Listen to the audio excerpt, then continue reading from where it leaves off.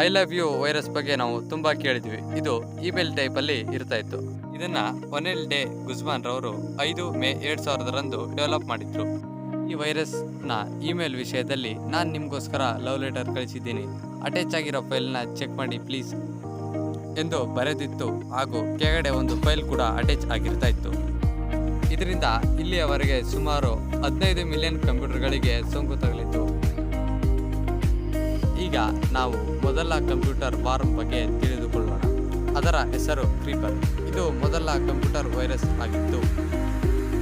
ಇದನ್ನ Bob Thomas ಅವರು develop ಮಾಡಿದ್ರು.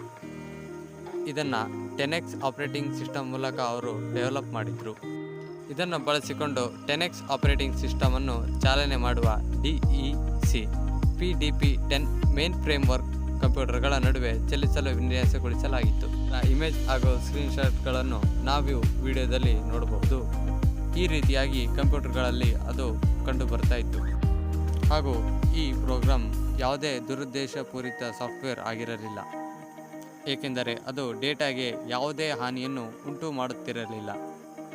ಇದರ ಏಕೈಕ ಪರಿಣಾಮ ಎಂದರೆ ಟೆಲಿಟೈಪ್ ಔಟ್ಪುಟ್ ಮಾಡುವ ಸಂದೇಶವಾಗಿರ್ತಾ ಇತ್ತು ಅಷ್ಟೇ. ಅದರ ಸಂದೇಶದಲ್ಲಿ ನಾನು ಕ್ರೀಪರ್, ನಿಮಗೆ ಸಾಧ್ಯವಾದರೆ ನನ್ನನ್ನು ಹಿಡಿಯಿರಿ ಎಂಬ ಸಂದೇಶವನ್ನು ಇದು ಸ್ಕ್ರೀನ್ ಮೇಲೆ ತೋರಿಸ್ತಾ ಇತ್ತು. ಇದು ARPA ನೆಟ್ನಲ್ಲಿ 10X ಆಪರೇಟಿಂಗ್ ಸಿಸ್ಟಮ್ ಚಾಲನೆಯಲ್ಲಿರುವ ಯಂತ್ರಗಳ ಮೇಲೆ ಕೇವಲ 28ಕ್ಕೂ ಹೆಚ್ಚು ಯಂತ್ರಗಳ ಮೇಲೆ ಮಾತ್ರ ಸೋಂಕನ್ನು ಹರಡಿಸಲಾಗಿತ್ತು. ಇದಕ್ಕಾಗಿ ARPA ನೆಟ್ನಾದ್ಯಂತ ಚಲಿಸುವ ಮೂಲಕ ಕ್ರೀಪರ್ ಅನ್ನು ಅಳಿಸಲು ವಿನ್ಯಾಸಗೊಳಿಸಿದ ಮೊದಲ ಆಂಟಿವೈರಸ್ ಸಾಫ್ಟ್ವೇರ್ ಕ್ರೀಪರ್ ಆಗಿತ್ತು. ಇದನ್ನು ರೇ ಟಾಮ್ಲಿನ್ಸನ್ ರವರು 10X ಆಪರೇಟಿಂಗ್ ಸಿಸ್ಟಮ್ ಯೂಸ್ ಮಾಡಿಕೊಂಡು 1972ರಲ್ಲಿ ಕ್ರಿಯೇಟ್ ಮಾಡಿದ್ರು. ಕ್ರೀಪರ್ ಹಾಗೂ ರೀಪರ್ ನಡುವಿನ ಸಂಘರ್ಷವು ಪ್ರೋಗ್ರಾಮಿಂಗ್ ಗೇಮ್ ಕೋರ್ ವಾರ್ಗೆ ಸ್ಫೂರ್ತಿಯಾಗಿ ಕಾರ್ಯನಿರ್ವಹಿಸಿತು. ಈ ವಿಡಿಯೋ ನಿಮಗೆ ಇಷ್ಟವಾಗಿದ್ದಲ್ಲಿ ಲೈಕ್ ಮಾಡಿ, ಶೇರ್ ಮಾಡಿ, ಸಬ್ಸ್ಕ್ರೈಬ್ ಮಾಡಿ ಹಾಗೂ ಪಕ್ಕದಲ್ಲಿರುವ ಬೆಲ್ ಐಕನ್ ಅನ್ನು ಕ್ಲಿಕ್ ಮಾಡಿ.